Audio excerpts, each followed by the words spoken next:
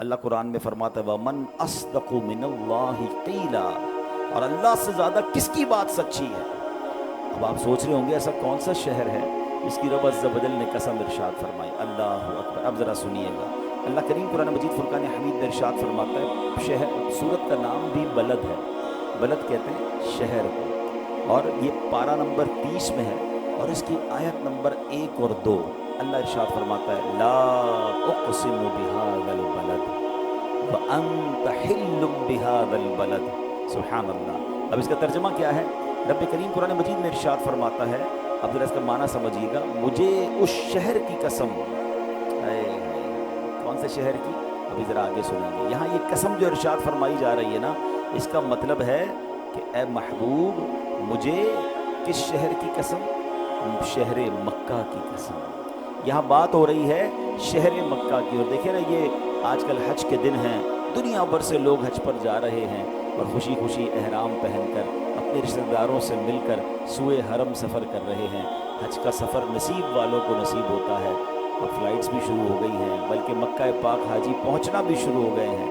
اللہ پاک سے ہماری بھی دعا ہے ہمیں بھی یہ سعادت نصیب ہو جائے کہ ہم بھی احرام باندھیں، حرم پاک پہنچیں، کعبہ مقدسہ کی پرنور فضاؤں میں سانسیں لیں، کعبہ شریف کے نظاروں سے ہماری آنکھیں ٹھنڈک پائیں، کبھی ملتزم اور کچومیں، کبھی حجر اسود کے بوسے لیں، کبھی میزاب رحمت کے نیچے نفل پڑھنے کی سعادت ملے۔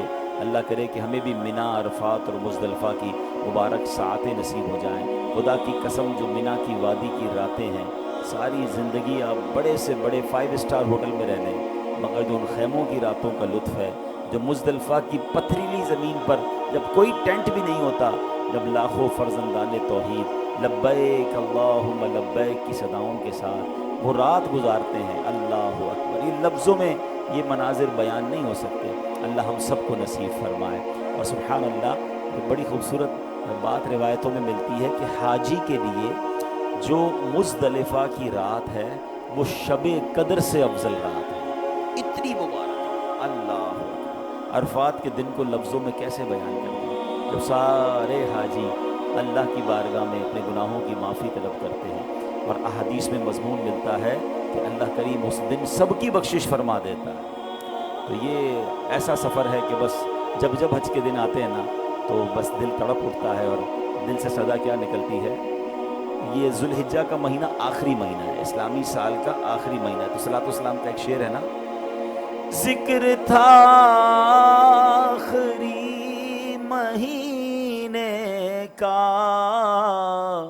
تذکرہ چھڑ گیا مدینے کا، حاجیوں مصطفیٰ سے کہہ دینا، حاجیوں مصطفیٰ سے کہہ دینا، غم کے مارے سلام کہتے ہیں۔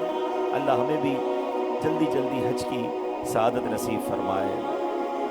یا خدا ایسے اسباب پاؤں، کاش مکے مدینے میں جاؤں، مجھ کو ارمان حج کا بڑا ہے، یا خدا تجھ سے میری دعا ہے۔ اللہ جمعے کا دن ہے، ہمارے مقدر میں بھی حج لکھ دے، ہمیں بھی مدینے کی حاضری عطا فرما دے۔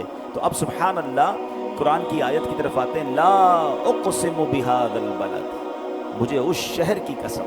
اس آیت میں اللہ کریم نے مکہ پاک کی قسم ارشاد فرمائی ہے۔ تو اب ذرا غور کیجئے کہ جب رب قسم ارشاد فرما رہا ہے یہ کتنا مبارک شہر ہوگا۔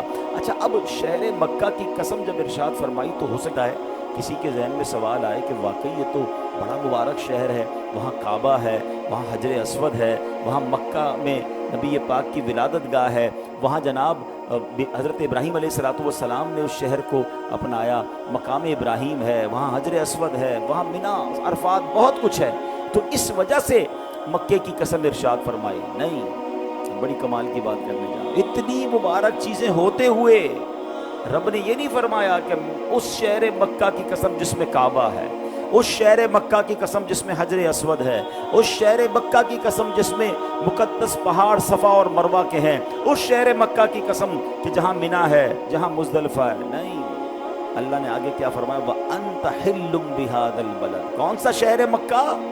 جبکہ تم اس شہر میں تشریف فرما، اے محبوب آپ اس شہر میں ہیں، اس لیے شہر مکہ کی قسم۔ ہائے ہائے، یعنی محبوب کریم علیہ الصلوۃ والسلام، مکہ پاک کی فضیلت کی چیزیں بہت ہیں، مگر اس شہر میں جو سب سے زیادہ مجھے پسند ہے وہ یہ ہے کہ شہر پاک کی مٹی نے آپ کے قدم کے بوسے لیے۔ یہی وہ حوالہ ہے جس کی وجہ سے مکہ مکرمہ کی عزت میں اتنا اضافہ ہوا۔ اللہ اکبر، کیا خوبصورت بات سیدی اعلیٰ حضرت لکھتے ہیں، کھائی قرآن خاک گزر کی قسم، کھائی قرآن خاک گزر کی قسم، اس کفے پاک کی حرمت پہ لاکھوں سلام۔ اللہ اکبر، نبی پاک علیہ الصلوۃ والسلام کی شان ایسی ہے جس میں رب عز و جل نے قرآن میں صرف آپ کے شہر کی قسم نہیں کھائی، بلکہ آپ کی رسالت کی، آپ کے زمانے کی، آپ کی زبان مبارک سے نکلے ہوئے الفاظ کی، یہاں تک کہ آپ کے شہر پاک کی بھی قسم ارشاد فرمائی۔ اور یہی بات بریلی کے تاجدار اعلیٰ حضرت لکھتے ہیں کہ وہ خدا نے ہے مرتبہ تجھ کو دیا، نہ کسی کو ملے نہ کسی کو ملا، وہ خدا نے ہے مرتبہ تجھ کو دیا، نہ کسی کو ملے نہ کسی کو ملا، کہ کلام مجید نے کھائی شہا، تیرے شہر و کلام و بقا کی قسم۔ اللہ اکبر، یہ شان ہے مصطفیٰ کریم علیہ الصلوۃ والسلام کی۔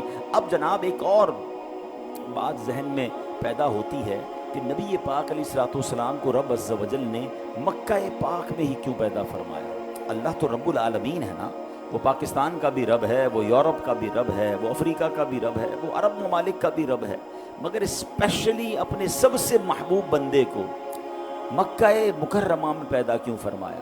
تو کچھ انشاءاللہ شان مکہ بھی سنیں گے اور شان محبوب رب العالمین بھی سنیں گے، سنتے جائیے اور اپنا ایمان تازہ کرتے جائیے۔ تو اب اللہ عز و جل نے مکہ پاک کے لیے نبی پاک کی شان کیا ہے؟ ایک بات یاد رکھیے گا کہ اللہ پاک کے رب ہونے کا اظہار جیسا رسول پاک علیہ الصلوۃ والسلام پر ہے ایسا کسی اور پر نہیں ہے۔ ہاں، اللہ نے جو شان عطا فرمائی نا اپنے حبیب کو، سبحان اللہ۔ اب آپ ذرا سمجھیے گا، رب تو وہ ہمارا بھی ہے نا، مگر ہماری اوقات کیا ہے؟ کمالات مصطفیٰ صلی اللہ علیہ وسلم کیسے ہیں؟ ہماری آنکھ تو اس دیوار کے پیچھے نہیں دیکھ سکتی ہے، اور نبی پاک کی شان یہ ہے، فرش پر بیٹھے تو عرش کو ملاحظہ فرما لیا کریں۔ ہمارا ہاتھ یہ جہاں تک ہاتھ جا رہا ہے وہاں تک ہم چیزوں کو پکڑ سکتے ہیں، اس کے بعد ہمارا ہاتھ آگے کچھ پکڑ نہیں سکتا، مگر میرے آقا علیہ الصلوۃ والسلام کی شان یہ ہے کہ ہاتھ اٹھائیں تو جنت کے پھلوں تک پہنچ جایا کریں۔ سبحان، حدیث پاک میں یہ مضمون موجود ہے۔ پھر اسی طرح چند میٹر کے فاصلے سے ہمارے کان سن نہیں پاتے، دور سے کوئی بات کرے تو آواز زور سے بولو بھائی آواز نہیں آ رہی، ہماری اتنی سماعت ہے۔ اور سرکار دو عالم علیہ الصلوۃ والسلام کی شان یہ ہے کہ لاکھوں کلومیٹر دور کی آواز بھی سن لیں، بلکہ سب جانے دیجئے میرے آقا کی شان تو یہ ہے کہ بچپن میں جھولے میں ہیں اور اشارہ فرماتے ہیں اور چاند حرکت کرنے لگ جاتا ہے، چاند جھک جاتا جدھر انگلی اٹھاتے مہد میں۔ یہ کوئی کہانی کی بات نہیں، حضرت عباس رضی اللہ تعالیٰ عنہ نبی پاک کے چچا ہیں جو بعد میں ایمان لائے۔ وہ کہتے ہیں میرے ایمان لانے کی ایک وجہ یہ بھی بنی کہ حضور جب آپ جھولے میں تھے نا، میں نے آپ کو دیکھا، آپ جب جھولے میں ہوتے تھے اور جدھر انگلی اٹھاتے تھے میں دیکھتا تھا چاند آپ کے اشارے پر حرکت کرتا تھا۔ اچھا، یہ ایک اور خوبصورت بات، ذرا بڑی لطیف سی بات ہے، مثال دیتا ہوں۔ ہم اب بڑے ہو گئے، ہمارے کوئی چچا، کوئی تایا، کوئی بزرگ گھر پہ آئیں اور وہ آ کے ہماری بچپن کی شرارتیں ہمیں بتائیں، تو بعض اوقات تو ہم شرمندہ ہوتے ہیں کہ آپ کہہ رہے ہیں واقعی ایسا کیا ہوگا میں نے، لیکن مجھے تو یاد نہیں ہے، ہمیں یاد نہیں ہوتا، اور بعض اوقات وہ شرمندہ بھی سب کے سامنے ہمیں کر دیتے ہیں ہماری کوئی الٹی سیدھی بات بتا کر۔ تو بہرحال نہ بتایا کریں بھائی، سب کے سامنے بچے تھے، ہو گئی ہوگی غلطی، لیکن اگر وہ ہمیں کوئی بات بتائیں تو ہمیں پتہ نہیں ہوتا، یاد تھوڑی ہوتا ہے بچپن میں ہم نے کیا کیا کیا تھا۔ حضرت عباس نے پیارے آقا علیہ الصلوۃ والسلام کو بتایا، کب بتایا؟ جب 40 سال کی عمر میں نبی پاک اعلان نبوت فرما چکے، اس کے بعد ہی مسلمان ہوئے نا حضرت عباس۔ 40 پلس ایج میں نبی پاک سے حضرت عباس کہہ رہے ہیں کہ آپ جھولے میں نے دیکھا تھا، آپ جدھر انگلی اٹھاتے تھے ادھر چاند حرکت کرتا تھا۔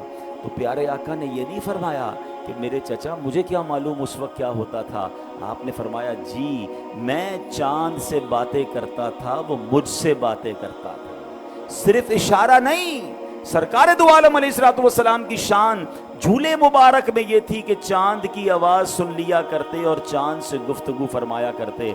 ऐसे ही नहीं आला हजरत ने शेर लिखा कि चांद झुक जाता जिधर उंगली उठाते, महद में क्या ही चलता था इशारों पर खिलौना नूर का। तो ऐसे आका कि जिनको रब ने इस कदर कमालात से नवाजा, सुभान अल्लाह। अब जरा नबी पाक से रब का प्यार देखें। अल्लाह ने कई मकामात पर कुरान में किस तरह अपने महबूब से बात की। रब्बुका, रब्बुका, रब्बुका के माना क्या है? फरमाया तुम्हारा रब। ए महबूब आपके रब ने फरमाया, ए महबूब आपके रब ने फरमाया। यानी सुभान अल्लाह, अपने रब होने का इजहार जैसे अपने महबूब अलैहिस्सलातु वस्सलाम पर फरमाया, ऐसा रब ने किसी को नहीं फरमाया। कहीं फरमाता है ए महबूब आपके रब ने कुरान उतारा, आपका रब नेमतें देता है, आपका रब हिकमत वाला है, आपका रब इल्म वाला है। अरे रब्बुल आलमीन है, वो तो सबका रब है। मगर सुभान अल्लाह, रब अज़्ज़ वजल अपनी रबूबियत का इजहार भी अपने महबूब अलैहिस्सलातु वस्सलाम की निस्बत के साथ कर रहा है। इसमें रब अज़्ज़ वजल का सरकार दो आलम अलैहिस्सलातु वस्सलाम से प्यार और किस कदर यूँ समझिए कि करम नवाजी है वो झलक रही है। शान रबूबियत का जैसा इजहार सरकार दो आलम अलैहिस्सलातु वस्सलाम पर हुआ, ऐसा किसी और पर नहीं हुआ। अब सुभान अल्लाह, ये तो हो गई शान मुस्तफ़ा, नबी पाक का मकाम। अब ये जो मक्का है, ये कितनी मुबारक जगह है। सुभान अल्लाह, देखे ना, रब तो सारी कायनात का रब है, मगर रब ने अपने रब होने का शहर मक्का की तरफ कैसे इजहार फरमाया। रब कुरान में फरमाता है रब हादिहिल बल्दा, उस शहर मक्का के रब, यानी रब ने अपने आप को मक्के का रब फरमाया। इससे पता चलता है कि अल्लाह पाक की सारी ज़मीन पर शान रबूबियत का जो इजहार है वो जैसा मक्का पाक पर हुआ है, ऐसा किसी और शहर पर नहीं हुआ। ये मक्का ही तो था जो बिल्कुल बेआबाद था, यहाँ पानी का नामो निशान नहीं था, ये बंजर ज़मीन थी, यहाँ परिंदा भी पर नहीं मारता था। मगर जब रब ने अपनी शान रबूबियत का इजहार किया, बहुत ही फजीलत वाले नबी अपने दोस्त हज़रत इब्राहीम अला नबीना अलैहिस्सलाम को क्या हुक्म दिया कि अपने दूध पीते बच्चे और बीबी हाजरा अपनी ज़ौजा को उस बयाबान में छोड़ कर आ जाओ। और अल्लाह अकबर, फिर ऐसा प्यारा चश्मा जारी हुआ। तवील वाक़या आपने सुना होगा कि किस तरह उनको प्यास लगी, वो रोए, वो गिड़गिड़ाए, और उसके बाद जमजम का कुआं जारी हुआ, चश्मा जारी हुआ। लोगों के दिल अब मक्के की तरफ खिंचने लगे। एक बात याद रखिएगा, जहाँ पानी होता है वहाँ ज़िंदगी होती है। पानी आ गया तो अब लोग भी आने लगे। और फिर अब क्या हाल हुआ, अल्लाह ने कैसी शान रबूबियत का इजहार किया कि जहाँ मक्के में परिंदा पर नहीं मारता था, आज हाल यह है कि करोड़ों लोग वहाँ जाने को तरस रहे हैं। कभी कभी गवर्नमेंट को रोकना पड़ता है कि भाई अब वीज़ा नहीं मिलेगा, अब पूरा शहर फुल हो चुका है, अब जनाब थोड़े अरसे बाद कोटा दिया जाएगा। अंदाज़ा कीजिए ये रब ने कैसा आबाद किया, अपनी शान का कैसा नज़ारा हमें दिखाया कि अब साल का कोई दिन, कोई लम्हा ऐसा नहीं होता जब तवाफ़ जारी ना हो, मक्का आबाद ना हो। अल्लाह अकबर। तो अब ज़रा सोचिए कि एक ऐसी शख्सियत है कि जिस पर शान रबूबियत का सबसे ज़्यादा इजहार हुआ, एक ऐसा शहर है जिस पर रब ने अपनी शान रबूबियत का सबसे ज़्यादा पूरी दुनिया में इजहार किया। तो रब ने फिर अपने महबूब को मक्का मुकर्रमा में पैदा किया। इससे अंदाज़ा होता है कि मक्के की शान कैसी है। ला उक़सिमु बिहादल बलद व अंत हिल्लुम बिहादल बलद। क्या फरमाया रब ने, मुझे उस शहर की कसम जबकि तुम उस शहर में तशरीफ़ फरमा हो। अच्छा, मक्का मुकर्रमा के बारे में एक और बात सुनिए ताकि मज़ीद शौक़ पैदा हो उस मुबारक शहर की तरफ जाने का। हमारे आका अलैहिस्सलाम क्या हैं? रहमतुल लिल आलमीन। नबी पाक कौन है? रहमतुल लिल आलमीन, तमाम जहानों के लिए रहमत बनकर तशरीफ़ लाए। एक बड़ी कमाल की बात बताऊं, प्यारे आका जब से तशरीफ़ लाए ना दुनिया में, अज़ाबात आना बंद हो गए हैं। पहले की कौम पर बड़े अजाब आते थे, पत्थर बरसते थे, आग बरसती थी, पूरी पूरी कौम गर्क कर दी जाती थी। جب سے نبی پاک دنیا میں تشریف لائے ہیں اس دنیا پر وہ والے عذابات کا سلسلہ ختم ہو گیا. اللہ اکبر. حضرت نوح علیہ السلام کی پوری قوم کو سیلاب میں غرق کر دیا گیا. قوم لوط کی جو قوم تھی اس کو آسمان پر اٹھا کر زمین پر پٹک کر برباد کر دیا گیا. جب سے نبی پاک آئے عذاب آنا بند ہو گئے.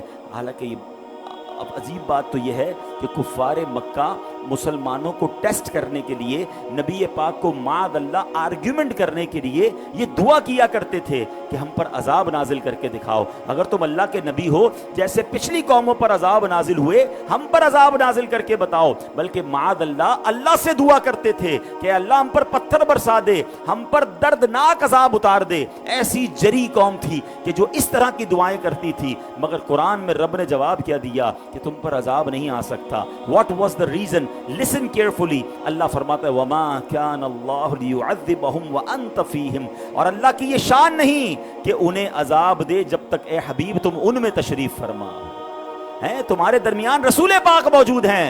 اس قوم پر عذاب نہیں آئے گا. اللہ اکبر. حالانکہ وہ دشمن تھے, وہ ایمان والے نہیں تھے, وہ اللہ رسول کے دشمن تھے. مگر دشمنوں کے درمیان بھی جب رحمت للعالمین تشریف فرما ہے تو عذاب نہیں آئے گا. تو سبحان اللہ, جو ایمان والے ہیں ان پر عذاب کیسے آئے گا؟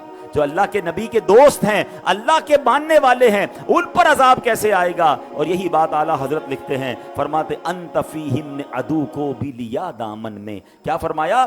وما کان اللہ لیعذبہم وانت فیہم. ارے ان پر عذاب کیسے آ سکتا ہے محبوب, تم ان کے درمیان ہو. وانت فیہم نے عدو کو بھی لیا دامن میں. عدو کہتے ہیں دشمن. حضور آپ ان کے درمیان تھے تو دشمن بھی بچ گیا, تو پھر دوست کا عالم کیا ہوگا؟ ذرا خوبصورت شعر سنیے گا. انت فیہم نے عدو کو بھی لیا دامن میں, عیش جاوید مبارک تجھے شیدائی یہ دوست. ارے جو نبی پاک کا شیدائی ہے اس کو تو پھر دنیا اور آخرت کی برکتیں مبارک ہوں. یہ تو وہ رحمت للعالمین ہے کہ جن کی وجہ سے دشمنوں پر عذاب نہیں آتا. تو جو ایمان والے ہیں وہ دنیا میں بھی خیر میں رہیں گے اور آخرت میں بھی خیر رہیں گے. اللہ ہمیں ایمان پر اور نبی پاک کی غلامی پر استقامت نصیب فرمائے. تو اے میرے پیارے اسلامی بھائیوں, اب آئیے قاضی عیاض رحمۃ اللہ تعالی لکھتے ہیں مکہ پاک کیسا برکت والا ہے. ایک مرتبہ حضرت سعدون خولانی رحمۃ اللہ تعالی کے پاس کچھ لوگ آئے اور بتایا کہ فلاں قبیلے نے ایک شخص کو قتل کیا, پھر اس کی لاش کو آگ لگا دی. مگر حیرت کی بات یہ تھی کہ رات گئے تک اس کا جسم آگ میں رہا مگر اس کی جسم پر آگ نے کوئی اثر ہی نہیں کیا. یہاں تک کہ اس کا سفید رنگ جو تھا وہ بھی آگ کی جلنے کی وجہ سے ویسا کا ویسا ہی رہا, رنگ بھی کالا نہیں ہوا. بڑے حیران ہیں ہم کہ آگ کیوں اثر نہیں کر رہی اس بندے پر. سعدون خولانی رحمۃ اللہ تعالی نے فرمایا اس مرنے والے شخص نے 3 حج کیے ہوں گے. جا کر چیک کرو. معلومات کی تو پتہ چلا کہ ہاں اس نے تو 3 حج کیے ہیں. تو انہوں نے فرمایا مجھے یہ بات پہنچی ہے جو بندہ 1 حج کرے اس نے اپنا فرض ادا کیا, دوسرا حج کرے اس نے اللہ پاک کی بارگاہ میں قرض پیش کیا, اور جس نے 3 حج کیے اللہ پاک اس کے جسم اور جسم پر اگنے والے بالوں کو جہنم پر حرام فرما دیتا ہے.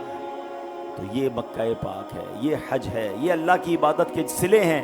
اللہ ہمیں یہ نصیب فرمائے. اب یاد رکھیے حدیث پاک میں ہے کہ جب قوم سمود پر عذاب آیا تھا نا, ان بدبختوں نے حضرت صالح علیہ السلام کی اونٹنی کو جب ذبح کر دیا, حضرت صالح کی بات نہ مانی تو ان پر عذاب آیا. تو اس عذاب نے پوری قوم کو ہلاک کر دیا. nobody left, سب مارے گئے, ایک شخص بچ گیا. صحابہ کرام کو بڑی حیران ہوئی کہ حضور وہ کون ہے, وہ کیسے بخش گیا؟ نبی پاک نے فرمایا اس کا نام ابو رغال تھا. وہ اس وقت مکہ پاک میں تھا, قوم سمود کا بندہ تھا مگر اس وقت مکہ پاک میں موجود تھا. ساری قوم تباہ کر دی گئی, اس بندے پر عذاب نہیں آیا کیونکہ امن والے شہر میں تھا. فرمایا لیکن جیسے ہی وہ مکہ پاک سے باہر نکلا اس کو عذاب نے گھیر لیا اور وہ بھی ہلاک ہو گیا. جب تک مکے میں تھا رب کا عذاب نہیں آیا. نبی پاک ایک بار طائف کی طرف جا رہے تھے, راستے میں ایک قبر کی طرف اشارہ کر کے فرمایا یہ ابو رغال کی قبر ہے, یہاں اس پر عذاب اترا تھا اور یہیں اسے دفن کر دیا گیا. اب نبی پاک کا علم دیکھیں, نبی پاک کی نظر دیکھیں. آقا کا فرمانا کافی تھا مگر نبی پاک علیہ الصلوۃ والسلام نے ایک نشانی कहानी बताई कि अबू रगाल के साथ इसकी सोने की छड़ी थी, वो भी साथ दफन की गई है। अल्लाह अकबर। सहाबा इकराम अलैहिम रिदवान ने कब्र खोद कर देखा तो सोने की छड़ी भी मौजूद थी। यानी अल्लाह अकबर, नबी पाक की इल्म का आलम ये और आपकी नज़र का आलम ये, और किस तरह अपनी बात को आपने साबित भी फरमा दिया कि यही अबू रगाल की कब्र है। तो इससे ये पता चलता है कि मक्का अमन वाला शहर है, मक्का बरकत वाला शहर है, the very important city in the world. और क्यों ना हो, नबी पाक ने अपनी 63 साल ज़िंदगी में 53 साल मक्का पाक में गुजारे हैं। अल्लाह इस शहर की बार बार बरकत नसीब फरमाए। अब सुबहान अल्लाह, चूँकि हाजी हज को जा रहे हैं, मैं ज़रा थोड़े से हज के फ़ज़ाइल भी बयान कर दूं। और इसमें मेरी एक और नीयत भी है कि यहाँ भी बहुत सारे हो सकता है ऐसे लोग हों, मेरी वॉइस जो वीडियो देख रहे हैं उसमें भी ऐसे लोग हों जिन पर हज फ़र्ज़ हो चुका है और जो हज नहीं कर रहे या डिले कर रहे हैं। ये अहम फ़र्ज़ है, इसमें ताख़ीर नहीं करनी चाहिए। पहले फ़जीलत सुन लें। अल्लाह के हबीब अलैहिस्सलातु वस्सलाम फरमाते हैं, जो बंदा काबा शरीफ का हज करे उस दौरान न फहश बातें करे ना ही गुनाह का काम करे। ये भी बड़ा प्रॉब्लम है। हज भी करते हैं, गंदी बातें भी कर रहे होते हैं, हज भी कर रहे होते हैं, लड़ाई भी कर रहे होते हैं। ये नहीं करना। ये 2 कंडीशन याद रखें, फहश बातें ना करे, गुनाह का काम ना करे। तो रजआ का यौमिन वलदतहु उम्मुहु, वो ऐसे लौट जाएगा जैसे आज ही माँ ने उसको जना है, यानी आज ही पैदा हुआ है। इसका मतलब ये हुआ उसके पिछले सारे गुनाह मुआफ कर दिए जाए। एक और जगह नबी पाक फरमाते हैं, बुखारी शरीफ की हदीस है, अल उम्रतु इलल उम्रती कफ्फारतुल लिमा बैनहुमा। ए उम्रा करने वालों, तुम्हें भी मुबारक हो, अल्लाह तौफीक दे तो जाया करें। इधर उधर सारी दुनिया घूमने जाते हैं, नहीं जाते तो मक्का पाक और मदीना तैयबा नहीं जाते। सुनिए हदीस पाक, बुखारी की हदीस है, एक उम्रा दूसरे उम्रे तक के दरमियान के गुनाहों का कफ्फारा है। वल हज्जुल मबरूरु लैस लहू जज़ाउन इल्लल जन्नह, और मकबूल हज की जज़ा सिर्फ और सिर्फ जन्नत है। तो अल्लाह हमें उम्रे और हज की सआदत नसीब फरमाए। अब यहाँ एक और प्रॉब्लम है, हज फर्ज है और लोग डिले कर रहे हैं। बच्ची की शादी कर लूँ, पहले ज़रा कारोबार सेट कर लूँ, अभी ज़रा नया घर बना लूँ, फिर हज को चला जाऊँगा। नहीं, अब हदीस पाक सुनिए। एक तरफ तो आपने हज के फ़ज़ाइल सुन लिए ना, एक और फजीलत सुन लो। मेरे आका अलैहिस्सलाम फरमाते हैं, हाजी अपने अहले खाना में से 400 अफराद की शफाअत करेगा और हाजी गुनाहों से ऐसे निकल जाता है जैसे कि उसकी माँ ने उसे जना हो। अपनी नहीं, अपने खानदान के 400 लोगों की भी शफाअत करेगा। तो ये इतना मुबारक सफ़र है। तो अगर हज फ़र्ज हो गया है, इसको डिले ना करें। तो हमें नहीं पता हम हज से पहले ही ना मर जाएं। फ़र्ज हो गया, फ़ौरन अदा करें, क्योंकि हदीस पाक में आता है जिसका मजमून है कि जो इस्तिताअत के बावजूद हज न करे, आका फरमाते हैं मुझे कोई परवाह नहीं वो ईसाई होकर मरे या यहूदी होकर मरे, यानी उसके ईमान पर खात्मा न होने का खौफ है। कई ऐसे लोग हैं जो कहते हैं अभी थोड़े अरसे बात कर लेंगे, फिर कोई ऐसी बीमारी आ जाती है, फिर कोई ऐसी मजबूरी आ जाती है, कारोबार डाउन हो जाता है, फिर और मुश्किल हो जाता है। फर्ज हो गया है, बिल्कुल सारे काम छोड़ें, पहले फर्ज हज करें। ये भी लोगों के जहन में, जब तक माँ बाप हज नहीं करते औलाद हज नहीं कर सकती। नहीं, अगर औलाद पर हज फर्ज हो गया है, बेशक माँ बाप ने हज नहीं किया, उसको अपना हज फर्ज अदा करना होगा, याद रखिएगा। हाँ, नफली हज में अपने वालिदैन की इजाज़त ज़रूरी है, बाकी मामला ज़रूरी है। फ़र्ज़ हज के लिए अगर मुझ पर फ़र्ज़ है तो मैंने हज पर जाना होगा। और प्यारे इस्लामी भाइयों, इसमें ताख़ीर ना करें। और यहाँ एक इश्क वाली बात बता दूँ, पहले तो इतने मक्के की फ़जीलतें सुनी हैं, उस मुबारक शहर में चले जाएंगे, मदीने में आका की बारगाह में जाएंगे तो मसले वैसे ही हल हो जाएंगे। तो इश्क वाली बात यह है कि अगर आप किसी प्रॉब्लम की वजह से हज पर नहीं जा रहे ना, तो फिर तो जल्दी हज पर चले जाएँ। क्यों? मिटते हैं जहाँ भर के आलाम मदीने में, बिगड़े हुए बनते हैं सब काम मदीने में। अरे मक्के मदीने जाएं तो सही, अल्लाह रसूल की बारगाह में जाएं, वैसे ही मसले हल हो जाएंगे। और एक और हदीस पाक जिसका मजमून है, हज करो गनी हो जाओगे। जो लोग कहते हैं ना यार इतने पैसे खर्च हो जाएंगे, अरे हज करने पे तो और अल्लाह अता फरमाता है। तो जो इस्तिताअत रखते हैं, हाँ ऐसा नहीं कि गरीबों पर भी हज है, जिसकी इस्तिताअत है, जो ये माल रखता है, उसकी तफसील है, सफ़र की ताकत भी रखता है, वापसी तक घर वालों का उसके पास तोशा भी है, घर वाले भी खैर से उसके इस्तेमाल करते रहेंगे, जो तफसील है वो सारी देख लें। लेकिन अगर आप पर हज फ़र्ज़ है, प्लीज़ डू नॉट डिले, आप हज कीजिए। अगर इस साल हज के फ़ार्म वगैरह नहीं भर सकते तो आप पक्की नीयत कर लें कि अगले साल आपने हज ज़रूर करना है। अल्लाह करीम हम सबको आइंदा साल हज की सआदत नसीब फरमाए, हरमैन तैयबैन की हाज़रियाँ अता फरमाए। और हाँ, अब मैंने उम्रे की फ़जीलत भी बयान कर दी, हज की फ़जीलत भी बयान कर दी। कई सारे ऐसे लोग हैं जो माशाअल्लाह जाते रहते हैं, मगर याद रखिए ये बड़ी मुबारक जगह हैं, वहाँ हमने نیکیاں کرنی ہیں، گناہ نہیں کرنے۔ ابھی آپ نے سنا کہ فحش بات نہ کرے، گناہ نہ کرے۔ یاد رکھیے مکہ پاک کا مقام اتنا بلند ہے کہ مکے میں ایک نیکی 1,00,000 نیکی کے برابر ہے۔ سبحان اللہ۔ آپ سوچیں نا، ابھی آپ نے کیا کہا؟ سبحان اللہ دوبارہ کہیے۔ اگر یہی مکے میں کہے نا تو 1,00,000 سبحان اللہ کہنے کا ثواب ملے گا۔ پاکستان میں 1,00,000 بار سبحان اللہ کہنے میں کتنا ٹائم لگے گا؟ یہاں 2 رکعت نفل پڑھیں اور مکے میں 2 رکعت نفل پڑھیں تو 1,00,000 یعنی 2,00,000 نفل ہو جائیں گے، ملٹی پلائی بائی 100,000۔ تو بتائیں ادھر کرنا کیا چاہیے؟ صرف نیکیاں۔ لیکن چونکہ مقام بلند ہے نا تو ایک گناہ بھی 1,00,000 گناہ کے برابر ہے۔ یہ بھول جاتے ہیں لوگ، وہاں بھی غیبت، وہاں بھی لڑائی، وہاں بھی موبائل پر پتہ نہیں کیا کیا دیکھ رہے ہیں۔